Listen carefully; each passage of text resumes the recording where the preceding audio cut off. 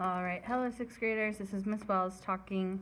Today we are talking about dividing whole numbers, okay? So there are two things that can happen when you're dividing whole numbers. You can wind up with no remainder or you can wind up with remainder, okay?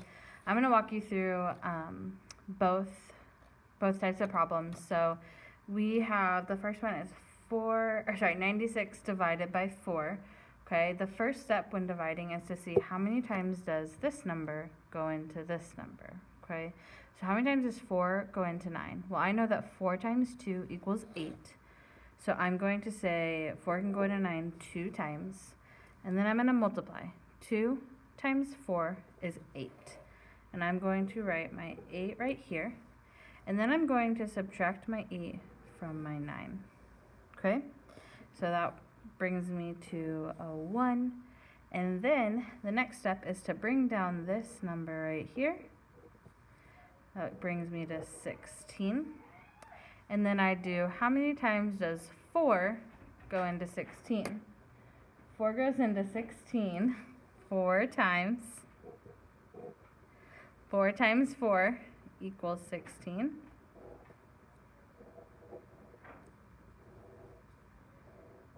And then I get 0. So as you can see, that one had no remainder. 4 went into 96 24 times. The next one is 460 divided by 4.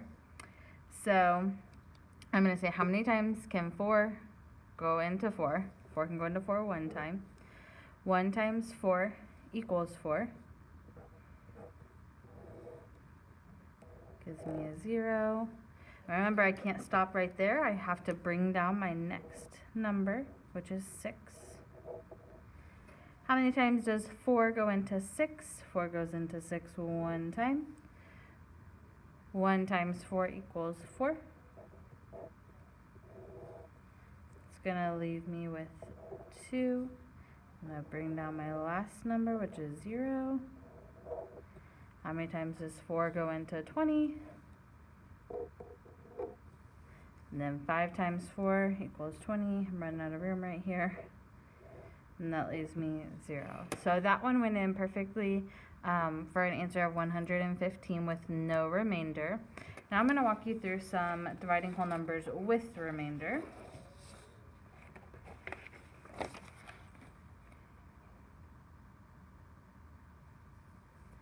So 3 can go into 43. Let's see how many times, okay?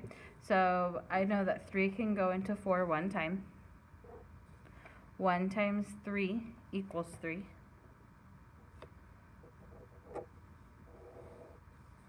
4 minus 3 equals 1. And then I can't stop right there. I have to bring down this digit. How many times does 3 go into 13? Okay, I know my 3's, and I know that 3 times 4 equals 12. And so that is the most that 3 is going to go in. So 3 times 4 equals 12. So I'm going to subtract 12 from right here. 13 minus 12 is 1. And then 3 cannot go into 1, so that leaves me with 14. Remainder 1. Okay. Next one is 374 divided by 5. So here, I know that 5 can't go into 3, so then I have to bring back my second number. Okay, so I know that 5 can go into 37 because I know my 5's facts, and 5 times 7 is 35. So I know that 5 can go into 37 7 times. 7 times 5 is 35.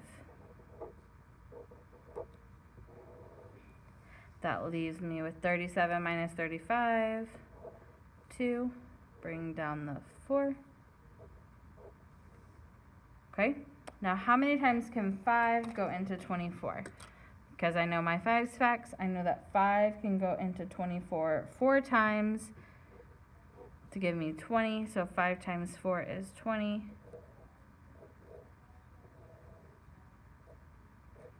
Okay, And then I know that 5 cannot go into 4, so I wind up with 74 remainder 4. Okay, so that is dividing whole numbers with and without remainder. There are many different strategies for dividing. If you have one that works best for you, that's fine to use that. This is just the preferred way of doing it, and the traditional method of dividing numbers. So if you need help, do not hesitate to message your teacher on Microsoft Teams or on Canvas, whatever they prefer, and have a great day.